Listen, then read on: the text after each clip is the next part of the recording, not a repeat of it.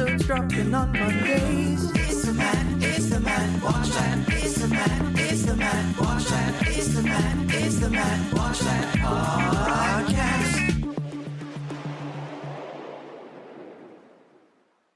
Hey, you're listening to the Matt Watch That podcast, the place for reviews, rants, and randomness. I'm your host, Matt Seroski, filmmaker, film fan. Each episode, I'm going to watch a movie or TV pilot that I probably should have seen but never got around to. It could be a recent favorite, critic's choice, or cult classic. Everyone can join in on the fun. Follow me on Twitter, Instagram, and Facebook at Matt Seroski. You can subscribe to my YouTube page where I'll post videos and clips from the show. If you have any opinions on what I've discussed or suggestions as to what I should see next, use the hashtag MattWatchThat on social. Before we start, in this week's podcast, we're reviewing Moonlighting, which was a breakthrough role for Bruce Willis. So it got me to thinking about other big-name stars who made their name on television. Here's a partial list of what comes to mind. Leonardo DiCaprio. He was cast as Luke Brower on Growing Pains, who moves in with the Seavers once it's discovered he's homeless. He appeared in Season 7 of the series. It was a ploy to boost the ratings, but even Leo didn't have that much power.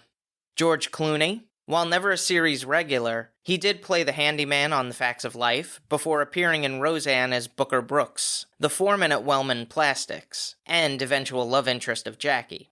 Jennifer Lawrence. The Oscar-winning actress played the rebellious teenage daughter of the Pearson family in The Bill Engvall Show for 3 seasons from 2007 to 2009. Michael B. Jordan appeared in episodes of Cosby and The Sopranos, but he's remembered fondly from his role in the first season of The Wire, a series I still have not seen. He was also in seasons 4 and 5 of Friday Night Lights, a series I have seen. Chris Pratt, the affable actor who seems to be in everything and is apparently the only actor who can do voiceover work, was a series regular on the Greg Berlanti-created series Everwood. It aired for 4 seasons, 89 episodes on the WB. Another popular actor, Ryan Reynolds, starred in the teen soap Hillside, appearing in all 4 seasons as Billy Simpson. The Canadian series aired on Nickelodeon under the name 15. Speaking of Nickelodeon, Christine Taylor starred on the network series Hey Dude, where she played lifeguard and dance instructor Melody Hansen at the Bar None Dude Ranch. While this last one isn't specifically a television series, it was on music television. That's right, MTV. Courtney Cox got her big break in the 1984 music video Dancing in the Dark by Bruce Springsteen, where she's pulled on stage by the boss and they dance in the light. It was directed by Brian De Palma. So how's that list? Anyone I forget? Reach out to me on social media with the hashtag MattWatchThat. On to the main attraction. Each review will end with a ranking out of 5 stars. 1 star is skip it, 2 stars watch at your own risk, 3 stars standard fare, 4 stars worth checking out, and 5 stars must see. Now if I give a title 5 stars, it doesn't mean I'm comparing it to Casablanca, Jaws, or Seinfeld. I rank titles based on other movies or TV series in that genre and at that time period. So let's jump into it. These are my ruminations and observations of the pilot episode for Moonlighting from 1985. So how'd I miss it? Well, I was too young to watch it during its initial run, and it just was never the first thing that I wanted to see on a watch list, but here we are. It was directed by Robert Butler, who helmed episodes of The Untouchables, Kung Fu, Remington Steele, and won 3 Primetime Emmy Awards for Outstanding Directing for Hill Street Blues and The Blue Knight. The screenplay was written by creator Glenn Gordon Caron, who scribed episodes of Remington Steele, Now and Again, Medium, and Bull. The series stars Bruce Willis as David Addison Jr., His father was an American soldier based in West Germany, where Willis was born, before the family relocated to New Jersey. He appeared in episodes of Miami Vice and The Twilight Zone before earning the lead role in Moonlighting.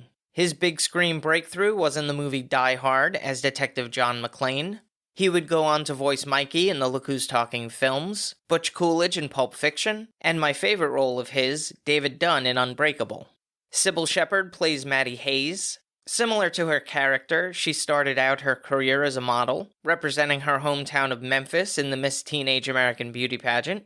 A 1970 Glamour magazine cover shoot led to Peter Bogdanovich casting her in The Last Picture Show. her first feature to which she was nominated for a Golden Globe. She would star in The Heartbreak Kid, Taxi Driver, and The Lady Vanishes before her role in Moonlighting. This is something to look out for.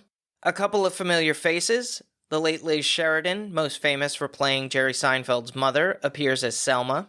Dennis Stewart, who portrayed Leo, aka Craterface from Grease, has a role as Klaus Gunther in the pilot. The episode starts with Jonathan Kaplan going on a morning run. He's pursued by a man with a blonde mohawk named Klaus Gunther. He attempts to confront the man but is met with silence. When he continues running, he is followed once again. When Klaus pulls a gun, Jonathan runs into the street to avoid him and is hit by a car. As the police arrive, Klaus steals the man's watch before leaving. Meanwhile, Maddie Hayes was a popular model, appearing on the cover of Glamour and Vogue. She was most noted for being the face of Blue Moon shampoo. She's since fallen on hard times. Her staff has quit due to their paychecks bouncing. She's certain it's a mistake, but when she uses her landline to call her accountant, it's been disconnected. She drives downtown to the offices and it's completely empty. When she visits her lawyer, he informs her that her business managers have embezzled money, but only took liquid assets, cash in the bank, stocks. She still has sources of income through businesses that were invested in. Dog grooming, fingernail boutique, family portrait store. Geez, remember those? The investments lost $450,000 and were intended as write-offs. You just write it off. Her lawyer advises her to visit all the businesses and liquidate the one she can. She arrives at City of Angels investigations and demands to meet the person in charge. Cue David Addison Jr.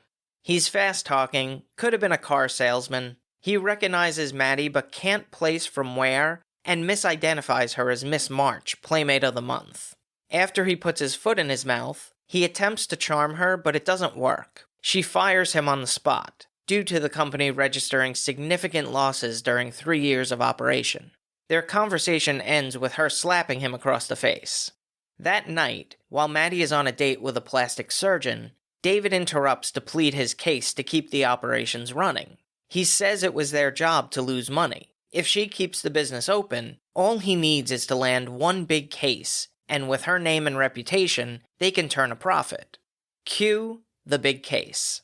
Klaus Gunther calls a man named Hines and wants to make an exchange for the watch. They had planned on meeting tomorrow night, but Klaus believes he's being followed. They decide to meet up within an hour. On his drive, Klaus gets pursued by a vehicle. A car chase ensues, followed by a foot race, which ends up in the same building as the restaurant our main characters are at. As Maddie waits for the elevator to leave, Klaus appears and attempts to give her a watch, and falls dead at her feet. Knife in his back. Here's a quote without context. It's either that or the man wears an obscene amount of blue rouge. Once you get over the concept of Moonlighting, which is a little convoluted, there's a fun little show in there. The leads had great chemistry. There was a lot of fast talking, overlapping dialogue, which they executed like a dance routine. Surprising for an 80s series, they used the B word, which I don't think I've heard outside of a Richard Pryor comedy special. The pacing was really good, though I still haven't decided if the chase with Klaus Gunther should have been cut down, or if it built up the right amount of tension. The fight scenes were a little cheesy and could have been helped with some score, but that's a minor quibble. Otherwise, it's a breezy pilot that holds up. Have to give a shout out to Alice Beasley, who performed the secretary Agnes DePesto. She was nominated for 2 Primetime Emmy Awards for Outstanding Supporting Actress in a Drama Series. She was married to Vincent Schiavelli.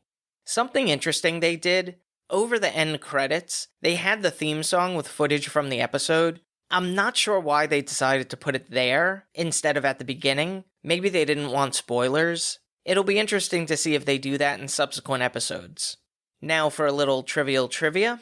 If Maddie's house looks familiar, the same set was used in an episode of Columbo. The cinematography was captured by Michael D. Margulies, whose filmography includes My Bodyguard, Police Academy, and The Magic of Lassie. It was co-edited by Artie Mandelberg, who would become an associate producer of Moonlighting, and Neil Mandelberg, who worked on Medium and Ghost Whisperer. The score was composed by Alf Clausen, who wrote the music for The Critic and Alf. He's won 2 Primetime Emmy Awards for his work on The Simpsons. The show's theme song was co-written by Lee Holdridge and jazz singer Al Jarreau, who performed the track. It was produced by Nile Rodgers, co-founder of the disco funk group Chic, and went to number 1 on the Billboard Adult Contemporary chart. The runtime is 1 hour 33 minutes, with subsequent episodes running anywhere from 45 to 49 minutes. The pilot was originally presented on the ABC Sunday Night Movie. I give it 4 stars, I think, out of 5. Moonlighting was on for 5 seasons, 67 episodes from 1985 to 1989. The series was nominated for over 60 industry awards and won 6 Primetime Emmys. If you've seen Moonlighting and have opinions on the series, let me know what you think using the hashtag MattWatchThat. Moving right along, each episode I'm going to post clips that I think people should watch. It could be movie trailers, music videos, interviews, or something completely random. Search for my YouTube page and there will be a playlist called Matt Watch That Playback. This week, we're doing a deep dive into the Steinberg-Kelly partnership. You might not know the names, but you certainly know the hits. Billy Steinberg was born and raised in California. In the mid-70s, he formed the band Billy Thermal. While they didn't have much mainstream success, his song How Do I Make You was covered by Linda Ronstadt in 1980. In that same year, Pat Benatar would cover I'm Gonna Follow You for her album Crimes of Passion. Meanwhile, Tom Kelly grew up in Illinois and moved out to Los Angeles in 1974. He was part of the backup band for Dan Fogelberg and was a session musician for a variety of artists. He went on tour with Toto as their rhythm guitarist in 1979.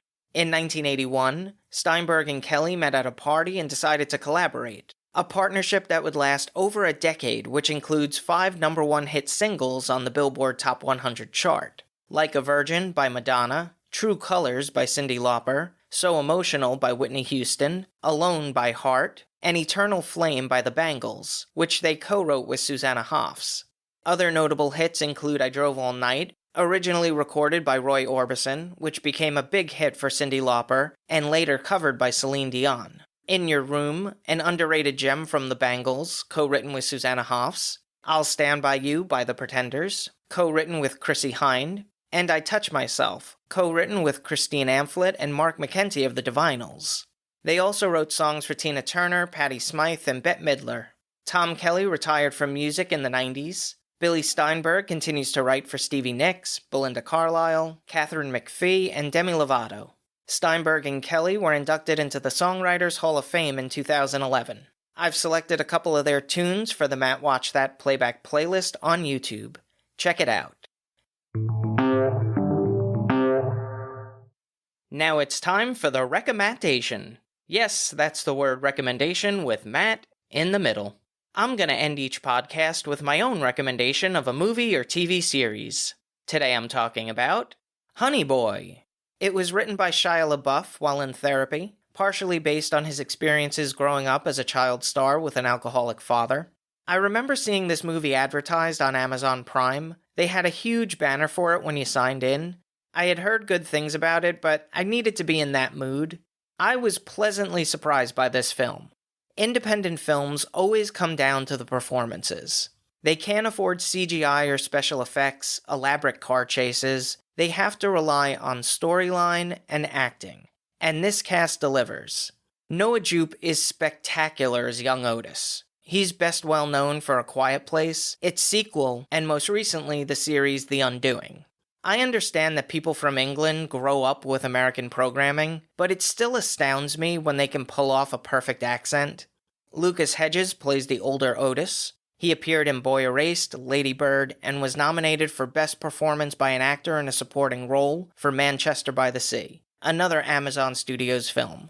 The rest of the cast includes Shia LaBeouf, Byron Bowers, Natasha Lyonne, and FKA Twigs. It was directed by Alma Harrell. Don't expect too many laughs, it's a dramatic movie, but it's certainly worth the watch. That's all for this edition of Matt Watch That. Thanks for listening to me babble. You can follow me on Twitter, Instagram, and Facebook at Matt Seroski. You can subscribe to my YouTube page where I'll post videos and clips from the show. If you have any opinions on what I've discussed or suggestions as to what movie or TV pilot I should see, use the hashtag MattWatchThat on social.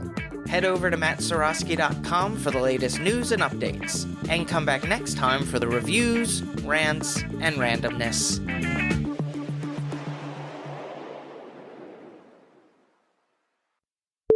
The screenplay was written by creator Gordon Glenn... Oh boy, I totally butchered that name. Meanwhile, Tom Kelly grew up in Illinois. Oh, I just put an S on Illinois. How embarrassing.